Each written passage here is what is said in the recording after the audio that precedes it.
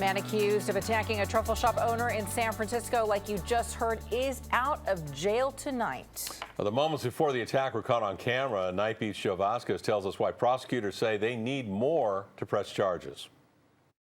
The owner of XOX Truffles tells me he is upset and worried about his own safety after learning that the man who'd put him on a chokehold out here on the sidewalk is being set free. The DA's office has decided not to press charges yet as the investigation continues. It's very disappointing because I had the scare of my life. Surveillance video catches the action inside the store. A homeless man wanders into XOX Truffles. Store owner Jean-Marc Gorse grabs him and throws him out, then follows him outside after Gorse says the man began harassing customers at the outside tables. Gorse says he immediately tripped on his own doorstep and fell to the ground. And I talked to him and say, you need to go. And he didn't want to go. So that's when I did the first step to go. And then because my leg didn't stand up, I stumbled and then I fell on the ground.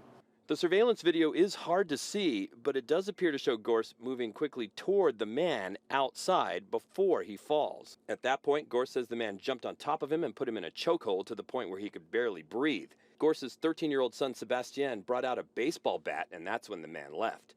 2 hours later, police arrested 51-year-old Paul Aguilante on 3 felony charges. It took so long to make the arrest because Gorse didn't call 911 right away. In a statement, a DA spokesman says Aguilante may have been trying to defend himself, and the evidence available was not enough to refute that claim. Quote, "Our burden of proof requires us to negate self-defense beyond a reasonable doubt."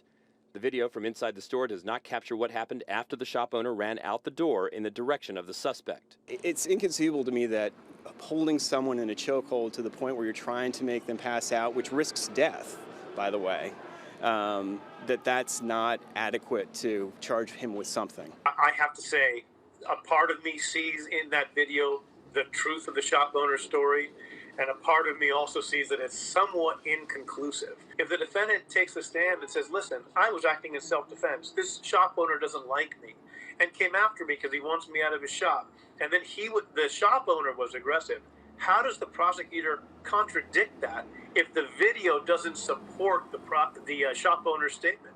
In San Francisco, on the Night Beat, I'm Joe Vazquez. Prosecutors insist the charges are only on hold, and they hope more witnesses will come forward with video and other evidence.